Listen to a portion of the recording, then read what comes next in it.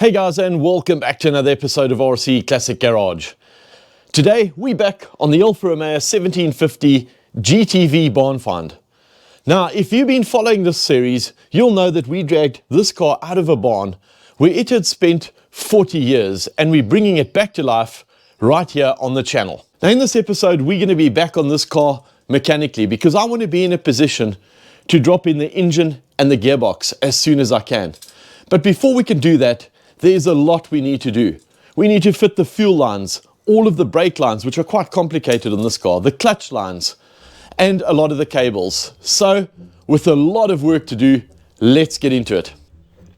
Now, today's goal is to get everything fitted along the firewall and engine bay, so we're finally ready to drop in the engine and gearbox back into the car. And first up, the speedo and rev counter cables. Now, this job sounds simple, but honestly, it's turned into some kind of rare gymnastics workout.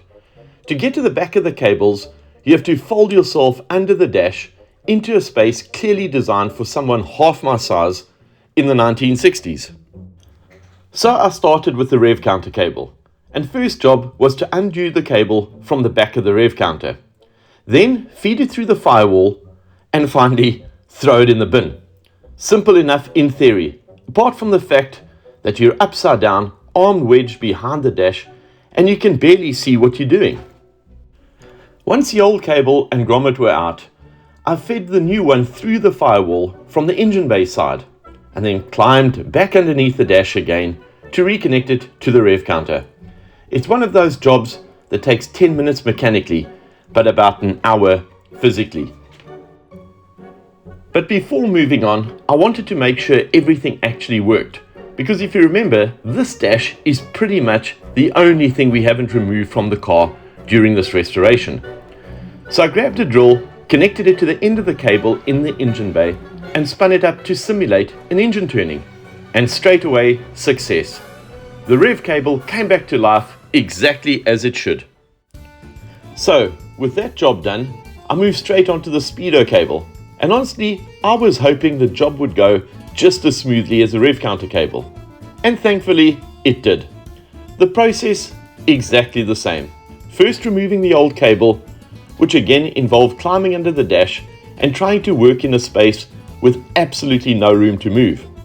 Once the old cable was out, I fed the new one through the firewall and connected everything back up again.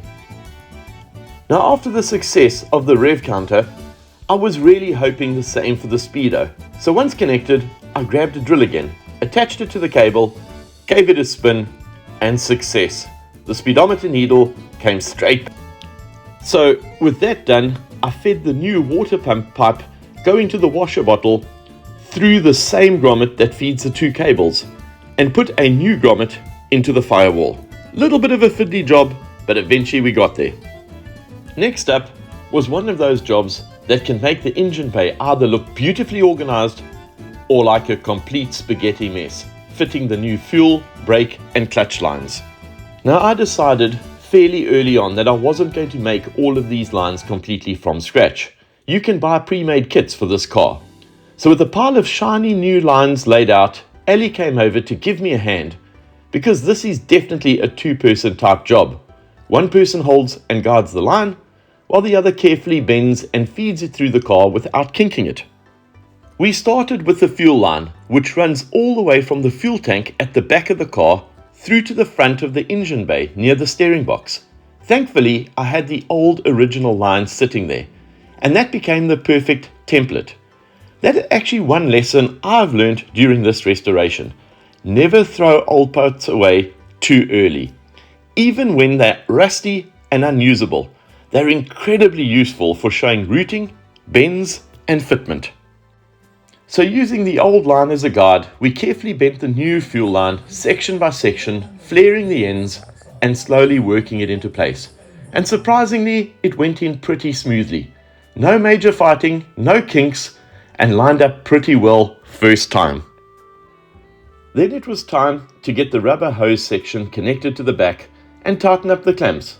This is one of those jobs that doesn't look hugely exciting on camera, but getting these hard lines fitted properly is such an important step, because once the engine and gearbox are back in, access becomes a whole lot harder. Next, we moved on to the brake lines, and this is where things got a lot more complicated. Because on the dual-servo Alfa system, there are pipes going everywhere, and although I'd kept all the old lines, I honestly had no idea where half of them went and exactly how they were routed.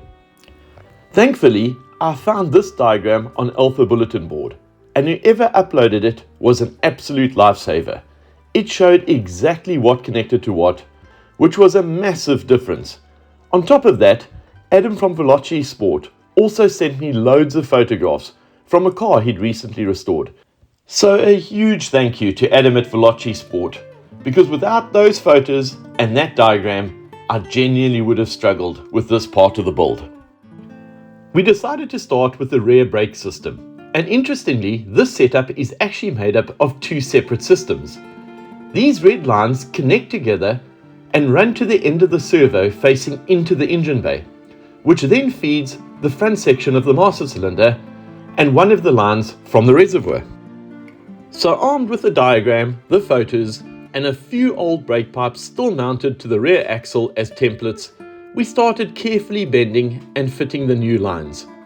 I also fitted the new rear calipers at the same time, and slowly but surely the whole rear braking system started coming together exactly as it should.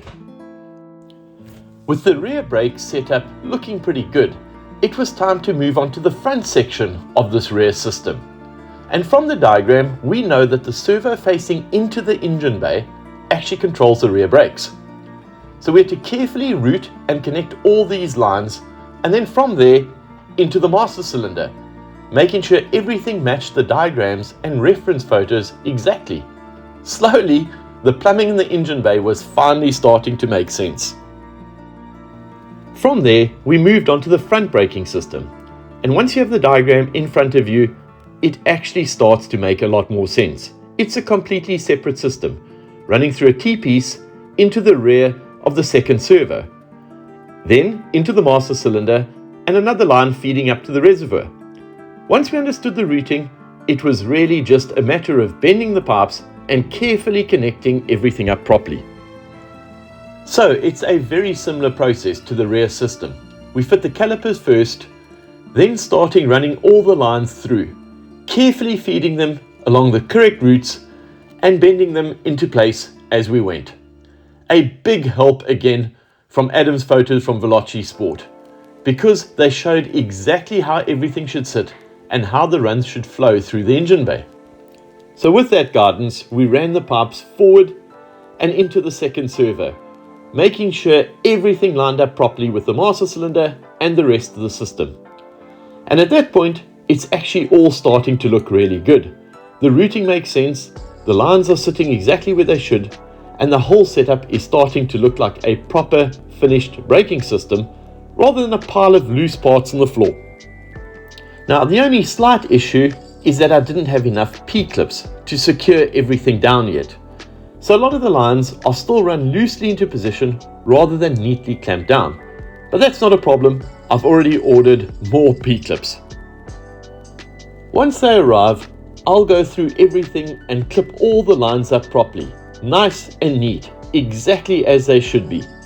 And that's the point where I think I'll be really happy at how this whole section has come together. With all the pipes now in place, it's really starting to come together in the engine bay and under the car. Even without being clipped up yet, you can see the full routing. With the braking system basically done now, apart from fitting those final P-clips, we move on to installing the clutch lines next. Once that in place, I decided to finish off the rear section properly while we were there, because there's only two jobs left: fitting the rear handbrake assembly and servicing the differential. So we changed the seals and decided to change the diff oil. So first job was to crack open the drain plug and let out the old oil. This old oil has been sitting for at least 40 years. Surprisingly, the oil actually came out looking good, which is a big relief considering its age. No nasty metal, no horrible sludge, just the oil that had definitely done its time. So once it was fully drained, I refitted the plug and moved to refilling it with fresh oil. This was done slowly, using a syringe, about 100 ml at a time, until I'd put in 1.4 litres in total. So guys, we've made some really good progress in running the lines on this car. The fuel line is complete. The clutch lines are in. And well, for the braking lines, we've got them all in place. We're just waiting for those P-clips to arrive so that we can clip them all back. And then we will fit the handbrake assembly at the back and we can bleed the entire braking system before installing the engine and gearbox, just to make sure we've got no leaks. And then while I'm waiting for those P-clips to arrive to clip it all back, I will get back into reassembling the doors on the interior. So next, I decided to fit the door panels, which is always a nice stage because it finally starts to make the interior feel more complete. And I need them on to get the rubbers back into place. The panels actually lined up really well. So I got them positioned, checked all the screw holes and slowly worked my way around fixing them in properly. Nothing too dramatic here, just steady fitting and making sure everything sat flush against the door. Once the door cards were on, I moved on to all the other fittings. So I installed the window winder handles, the quarter glass opening levers and the door pull handles as well. Now this is where I hit a problem. Now the interior door handles that were fitted to this car originally were these, and they are way too small. What the 1750 is meant to have is something a lot bigger like these. Now these are the original ones from my 1750 Mark 1, and well, they're not in great condition. But the problem I have is that you can only buy these bottom sections as replacement parts. You can't buy the entire unit. Now, with these being completely wrong, I am looking for interior door handles like this with a complete unit. It was also missing the interior section that has two screws which come through from the door to hold them on. And I have been searching high and low for these. So if anybody has a set of interior 1750 door handles with the original screws from the door to sell, I would be really interested in buying them. My contact email is on my channel. Please send me an email if you do have a set of interior door handles to sell. So let's hope somebody out there has a set of original interior door handles so that we can complete this interior. Now I must say I'm extremely relieved to have most of the lines refitted into that car. We do have the handbrake assembly to go and I do need to bleed that entire system. But we are almost ready to drop the engine and gearbox in, which I hope to do in the next episode. Now, besides only working on the 1750 GTV, there have been a few other things going on in the garage. Well, the Porsche 987 Boxster that has arrived from the US, the soft top is not working. Now, going through its history file, I have seen that it's been to Porsche a number of times to try and get the soft top working. And, well, I need to get that sorted out. I also took the MGA twin cam out last week, and unfortunately I broke down with the car. The rear brakes kept seizing on me, and well, we need to change some of the brake lines for that car because the flexi hoses have started expanding. So as usual, there is loads going on in the garage. This channel is all about the ownership experience of my classic car collection, so please make sure you subscribe to the channel. And of course, I'm really looking forward to the next episode when we will be dropping the rebuilt 1750 Alfa engine back into the barn find. So please make sure you're subscribed.